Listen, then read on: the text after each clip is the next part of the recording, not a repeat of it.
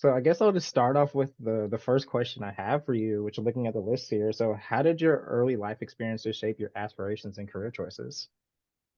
Well, I have always been fascinated by movies. I love movies, but my mom liked to watch old movies where they would have those huge scenic backdrops that you could tell were painted from a scene shop and everything.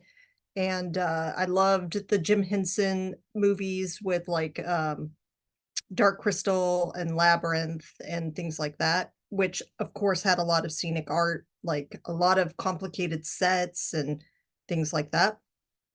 And then as I got older, I really got into theater, because of course theater, it's all these fantastically painted sets and everything like that. So in high school, I was doing a lot of that, and into college. And then I finally took a scenic painting class because it was more just build the sets and then paint them. And then I took a scenic painting class and I was like, oh, this is what I want to do. And so I had started on the theater side. And then eventually I migrated over to film and television. It reminds me actually, I've been wanting to go to more theater productions because just growing up for me, I remember in high school, I had a sophomore year English teacher. We would read Shakespeare, like I read the actual play scripts and we would actually act it out in class as well. Yeah. So it reminds me of that. And I think what people realize is there's a certain love for theater that feel that you have to an extent to really appreciate film to a deeper level Hmm. because it's an origin in a sense, like seeing something live and the writing and all the props and everything that goes into that stage direction as well, especially doing stuff with theater as well. And for me personally, I think that's always the most exciting part. That's why when I can watch a film, it's like, I mean, it's a play in a sense, of course, but it's one of those things where always look to see where how does the theatrical part tie in, especially with props, murals, paintings, backgrounds, how that's all crucial to a movie. Where I wonder how many people when they watch a movie for the first time in the theater, how they're paying attention to that because it's probably the same for you. And when I watch a movie, I'm being entertained, but I'm paying attention to so many different things, like what's happening in this part of the frame, or how is the character positioned to other objects in the frame as well. And so with that, with the work that you've done, how would you describe the work that you do and what would it how would it be different for what people might imagine that it is? That is a great question. Okay, so a lot of people who don't know about theater or movie stuff, I say scenic artist and they hear scenic and they think scenic designer, or or they might go the ops cinematographer or something, which is completely different. But we're not the designers, but we do implement their vision for it. A lot of what we do is painting or making things look very old. Um, Different types of techniques like that. But we also, because not everything is on location, they build sets on sound stages and everything. As the sets are going up, you have seams, and we have to do a lot of plastering to make them look like one big set, things like that. But we also do a lot of special effects related things and working closely with props. Um, yeah. I don't know if that really answered your question, but like it's a lot of physical work too. Yeah. Mm. So you're pretty much helping to, in a sense, almost help to orchestrate the background, not necessarily being the one that designs it, but you're the one implementing the Yeah. production designer's ideas. Yeah. The production designer has designed this idea. And so then like once everything is up and going, we're the step between it's been constructed and now they can dress the set to make it look like somebody lived there, kind of thing. Okay. That's the best way to put it. Um, For example, we I worked on a TV show called Castle Rock. And so everything was built in that, and it takes place in the Stephen King universe. But there was a prison, and so we had to make sure that we had the crackly, peely paint going on in the infirmary and everything like that. So it was a lot of work, and the production designer would come in and goes, "It's not quite right. Let's do that again." And so we had to keep redoing it until we got it to where he really wanted it. So, yeah. And thank you for answering that as well. And definitely have heard of Castle Rock, and I definitely have been thinking about a lot of things I've been thinking about as far as diving into media, but the Stephen King universe is one of them most definitely. And so, what was the first job you got in film and television specifically, and what has your journey been like since that time? Well, I joined the union. There's a couple different locals throughout the United States, but I'm in part of USA 829 that covers the work in New York and Boston and the Northeast area. And my very first job was after I had actually joined the union, and it was a movie called Tumble Down. I don't think it went very wide, but it's you can rent it online and everything. It was a very unique situation where the person who had the job had left the job for whatever reason. Won't get into that politics. And so they needed someone, and I happened to be available. So it was just me trying to finish this job, never having worked in movies before. And I came away from that going, what did I get myself into? Because this is crazy. But my second job was a blast. I was part of a crew. I was just a worker. The charge, who is the head of the paint department, was a great individual. And I was like, okay, I made a good choice after all. So, yeah. And so from there, it was just a matter of networking to get to different projects. Because I know network plays a Yes. huge role for any type of job in the film I was going to industry. say, whether it be theater, movies and television, networking, the hardest part, whether you go the route I did where you join and then you're trying to, or you want to give it a shot first, networking is key. For example, every place has a different way going about it, but in Texas, I'm not sure which locals it would be if you wanted to break into whatever area. I would suggest reaching out to the union office that would cover that. So you would have to do a little bit of research and seeing if they have an apprenticeship program or some kind of availability list for non-union that you could put your name on.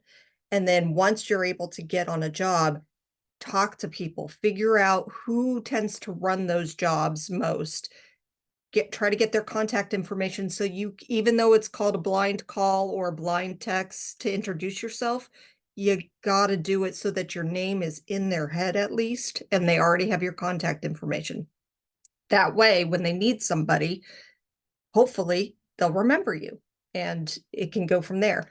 I got so many of my first jobs working in New York that way, where I was like, well, I'll just send a bunch of texts introducing who I am, saying I would like to meet you and work for you, let you see what I can do. And it worked out great because once they gave me a shot, I was able to keep working for them a lot longer than they had initially indicated I would be working for them. Um, it's key to try to do that networking. Yeah, it's one of those things where networking is like another full-time job in and of itself. It's really it's what I tell my friends too. It's a hustle in the truest sense, but Yeah, it's the part what I love about the industry that we're in. It's so social in a sense of get to connect to so many different people yeah. and I mean, of course, that's part of every industry to an extent, but especially this is what I love about film as well. And so, for you doing camera scenic work and also being a scenic artist, what is that? I know it kind of varies from project to project, but Sure. in a general sense, what is the training and preparation process like for that line of work? Okay, so camera scenic is a little bit different than being a normal scenic because normal scenics, you have a lot of dry time to get things done. And camera scenic is with the shoot crew. So they are the last minute changes that are requested or something doesn't quite look right. So you'll be talking to both the director, you'll be talking to the cameraman who sees something through their lens so you can quickly fix it.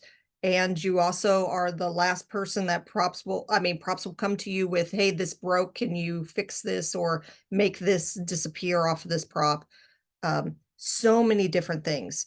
But there's also long periods of time where you're not doing anything. But when you're needed, you have to get it done fast. So you have to learn how to use different materials than you normally would with doing normal scenic work. So you end up using a lot of contact papers, a lot of sprays, not toxic uh spray paint, but like colored hairsprays, different things like that that will dry fast so that the actors can touch it or will not appear wet on the screen. So it's a different animal, and you're a team of one. You don't have a backup crew. You are the only one there. So everybody's watching you try to get this thing done, whatever it happens to be, super fast so that they can get back to shooting. I imagine depending on the person, that is high stakes, and then Yes. especially it's bigger productions as well. Because I know a little bit before the recording we were talking about Challengers, which is a nice segue into Challengers. So Challengers is the reason why I reached out to you. I'll tell people my mysterious industry connections, how I reach out to people. But what was it like for you working on Challengers? What are examples of things that you had to do during your time working on that film? So when I was working on Challengers, I was part of the New York unit. And they were filming at the Billie Jean King tennis courts. That's where the US Open takes place. They have a bunch of tennis courts there in Queens. And one of the challenges is they had sent me some paint that they thought would match the clay court in case when they are shooting anything or if anybody drops anything, it will ding that court and you can notice it. And they wanted it to look pristine and not all dinged up. So every time they would shoot, they bounce their ball or whatever. And during one of the scenes, someone threw down their racket. So the racket kept hitting the clay court. And I would have to run out there and try to make it not look like it had been dinged up. And the paint they sent wasn't quite right for the thing. So I had to mix on the fly, try to figure out how to make that color actually look like that color and get it to dry super fast. But of course, it was hot that day, so everything dried really fast. Um, in addition to that, at the location, there was a lot of tables with the umbrellas that come out over them, and I had to apply graphics to those umbrellas. Those umbrellas are designed in real life to repel water and all kinds of stuff. So it was very interesting getting vinyls to stick to those because nothing wants to stick to that. Yeah. There was also some aging on some of the buildings that they had put a fake facade on, and so I had to make them look like the rest of the buildings there. And because it was the New York unit, they were only there for a couple days, so it was like I was the things that the normal scenic crew couldn't get done, I was the one doing that in between running over to the clay court to fix up things. Yeah. And thank you for sharing that as well, because you said you were on the film for 2 days, Yep. and I imagine there was an action-packed 2 days, especially with again the multiple things just in 2 days' time that you had to do. Yep. So, how long were the days on the like how like in terms of hours? How long were those?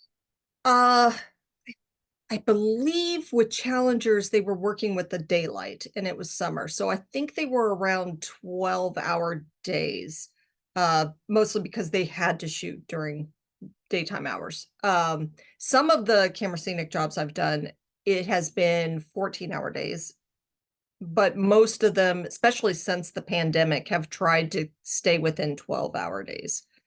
Yeah. Hmm. But there certainly have been days where it was much longer. It was like a 16-hour day, and that was not that much fun. So, yeah. And have you gotten a chance to watch the movie yet? I have not been able to see Challengers yet. I was actually gonna go next weekend with my husband. So, yeah.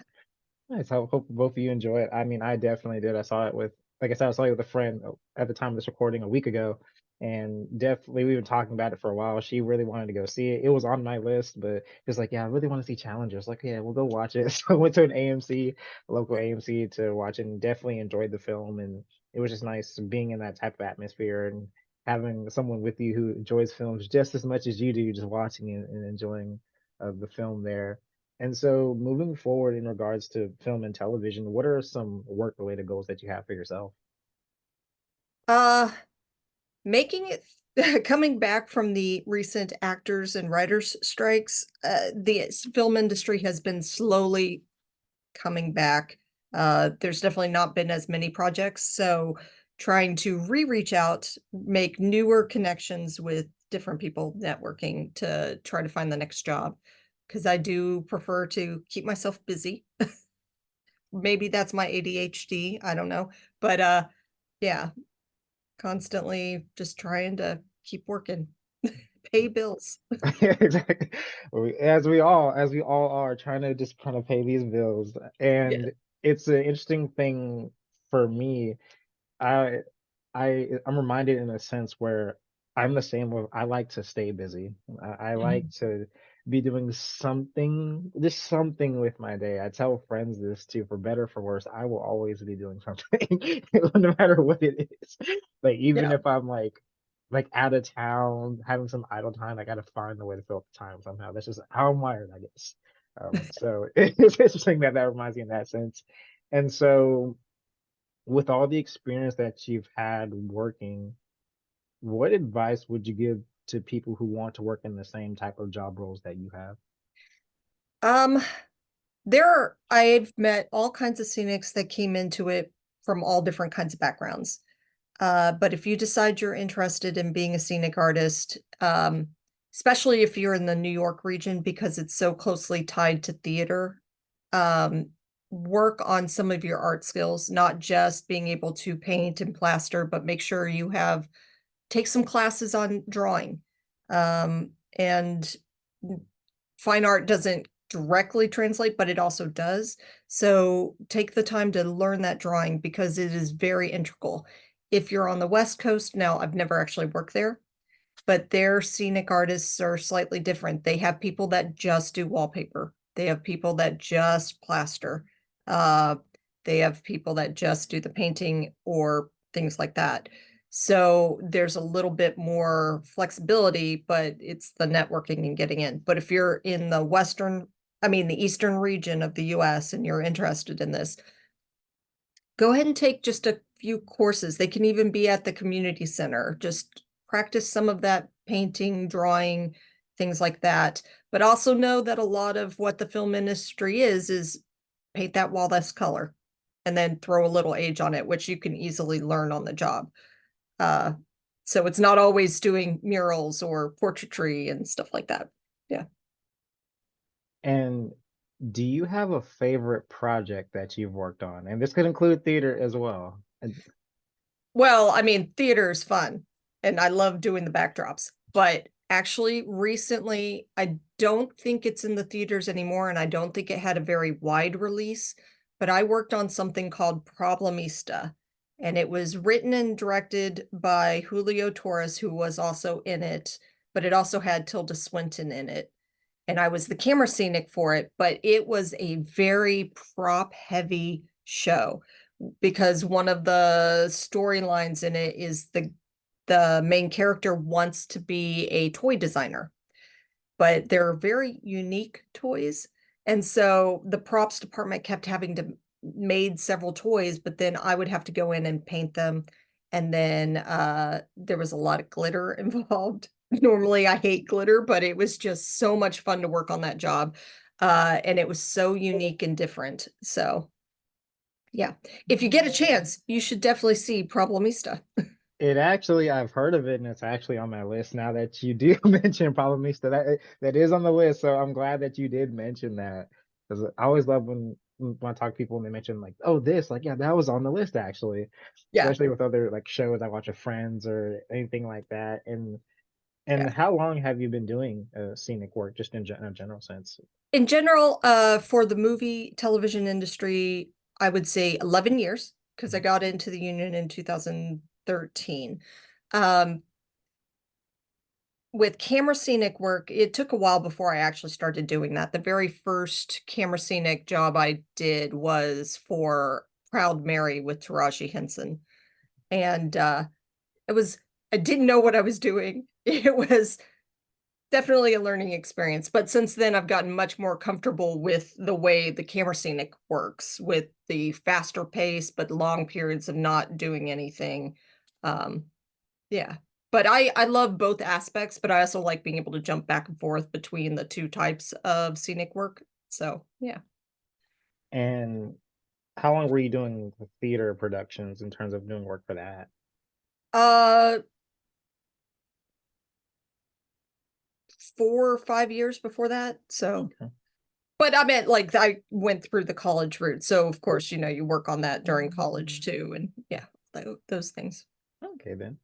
Yeah. And then in just in a more general sense, what advice would you have for people, just no matter the role, just general sense, who want to work in film and television? What are things that you would say to them were the key things? And I know networking is going to be one of them, most definitely, Yes. amongst others. That would be the biggest thing. And depending on where you are in the US, because there are definitely areas that have a lot more film production than others. Like I grew up in Kansas, and I can guarantee you I know of two things that were filmed in Kansas, and that's it. And only one of them, no, two of them were while I was living there, but I was in high school. Um, so I would look at if you like where you are, if there is anything that tends to have an industry there, then that's great. If not, consider moving to an area in which it will make it easier for you, especially depending on what aspect of film you're wanting to work in. Because some you could do remote, but like what I do, you can't do that. So you have to consider moving to an area in which there's a lot more film industry. That way, you have that opportunity to pursue that work. And then networking, of course, that's a big one. Also, depending on where you are, there are right to work states, but unions are still a big part of it. And it can be, while you can work without being in the union, I highly suggest it. They are very wonderful things. Um, but you have to evaluate that for yourself. But they do have so much benefit. And part of the thing with being in a union is your brothers and sisters, your siblings, and so you help each other out finding the next job. So you can network through the union also, not just randomly on your own. So, yeah. I'm And sorry, thank, I are have you to good? promote the unions. I mean, they're kind of great, but Would you, yeah. if you want to say them by name, go ahead, go ahead. You know, the recording, it is live. It is, if you want Yeah, no, unions by I name, you mean, want to I'm share part of it. 820. I'm one of the IATSE unions, local 829, but Mhm. there are some other ones too. But there's ones for cinematographers. There's, you know, all of them. They're all great. Yeah. And thank you for sharing that too. And that's the commonality I find with different people I talk to. It's either one of the top things they mention is join a guild slash union, and it's very Guild helpful. union. Yep. Yeah, with finding work or just making sure workers' rights were protected too. Yes. Especially coming out. Of course, we saw double strikes last year, and there was Yes. a. For me as a person that cares about the industry, there was kind of that kind of like you're on the edge of your seat and wondering, okay, like how long are these negotiations going to last? Can hopefully their buyers can actually get what they want, which seems like that they did get that. And so definitely, and as always is one of those things, I'm always pro for the workers when it comes to the film industry. I will say that right now. I'm always for the workers and getting what they want because I mean just the amount that goes into working on projects, like even the people who work like in a more corporate type of environment where it just might be a team like how you mentioned this might be a team of just themselves and Yeah. the amount of work that they have to do because for example I was talking to someone who I know and he works more in the sphere of education and things like that doing videos and stuff but I think I talked to him yesterday and he said like that like on that Thursday night he was up to like maybe 1 2 a.m working editing on videos and stuff so they're long days Yeah. so that's I'm always for the workers because of that amount of time especially working on in college working on student projects as well, especially editing and video. Editing, what I tell people, you probably can relate to this with artwork. It's a science to it. It's like that is my laboratory. I'm in there working on things. I just kind of like close the blinds, lights closed, like lights off, just going away working at it. So, and that's a certain type of, I feel like a certain type of zone you have to be in as well to really appreciate and what I realized too, you really do have to love the work that you do in film. Yep. Like you really do have to enjoy it to the utmost as well. So I think that's one of the big things I find that can like just carries anybody through the work and through any type of project and especially the medium as well. So I definitely enjoy all the things you have said thus far. Yeah. I mean, I love the work, but there are definitely jobs that I've done that were grueling, and so it's not always gonna be the most fun, but if you like the type of work, it makes it worth it in the long run. Yeah. Mhm. And that covered pretty much all the foundational questions. Is there anything else big that you wanted to share at all? Any other experiences, tips, advice, anything upcoming that you have that you wanted to share at all? I don't have anything upcoming. I just, a couple of weeks ago, I finished working on Equalizer season 4, I think is I don't remember which season we're on, for that, and, yeah, I just did a couple days on a Spike Lee film, but I don't know a whole lot about it, and they make us sign a lot of NDAs, so I can't say more than that, Mhm. but yeah, I mean, just enjoy the things that you watch, uh, support the workers, but yeah, and enjoy the film because Exactly. everybody put in a lot of work. We can admit when something comes out and it's not that great, but that's okay. Um, but yeah, just enjoy, go see stuff. Mhm. And I think that's the balance that I had to find. Not that I necessarily struggled with it, but the balance between looking at a film deeper, but also making sure I do enjoy it too. Because I think the thing that happens with maybe a lot of lines of work, creative lines of work, when you're so used to working on something, you distance yourself from it. But because you distance yourself from it, you don't find yourself wanting to enjoy it. Yeah. It's one of those things, kind of like, for example, like playing high school sports. And after high school for a while, I couldn't enjoy watching the same sports that I played because having to have that distance from it. But then after some time, I can get back to enjoying it again. So it definitely reminds me in that regard. That's one of the reasons I don't see some of the projects right away or ever is because I just need to distance myself from it. Because if you're so invested and then you go see it and you can end up seeing all the imperfections of whatever it was that you were doing for it. So if you give more time to go by, then you can enjoy it a little bit more. Mhm. Yeah. Yeah, yeah. And thank you so much for all the information. We covered a great bit today. A great deal of information. Yeah. No. Do you have any other questions that anything brought up to your mind?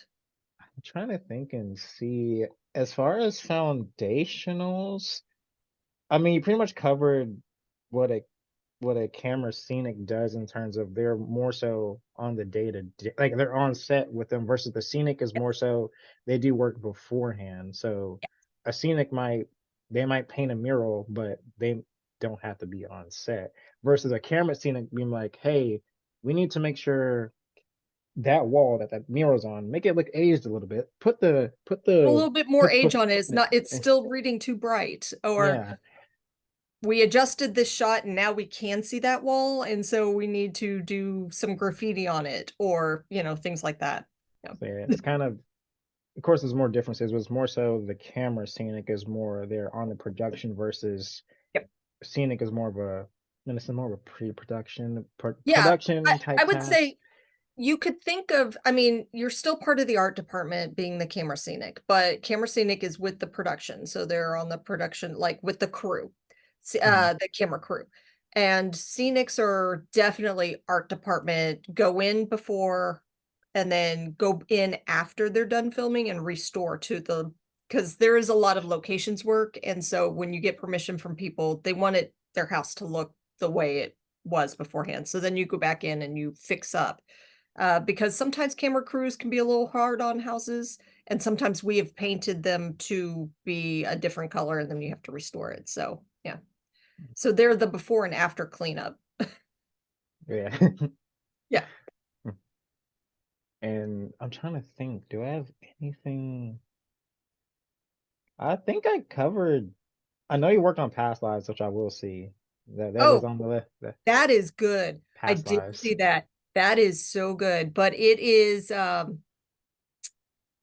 well, for me, it was there was a couple scenes where it's uncomfortable, but it's a good uncomfortable where you're just like, "Ooh, I don't know how I feel about this," but it's good. You're gonna love it. Yeah, that has been on my list. You know, a lot of things like again, I'm going through it. Like for example, I just watched a couple weeks ago. I just watched Interstellar for the first Yeah, time. Watched Interstellar for the first time, and you know, went through that, and I enjoyed that movie. I enjoyed that movie. So that's one I of those movies. I like science fiction in general, and I don't get a chance to work on any. I don't think I've worked on any science fiction projects yet. But that's one of those that makes you think afterwards because you're like trying to puzzle out and go, did that actually work the way? Yeah. Yeah, most definitely. And it's kind of interesting, kind of little humorous part for the recording. The reason why I watched that movie when I did, because I was about to meet my best friend's boyfriend for the first time, and she told me that Interstellar is his favorite movie. So I was like, let me go ahead and watch this, so I have a topic of conversation to have. So it'll be funny if they actually end up watching this part of the interview. They see this.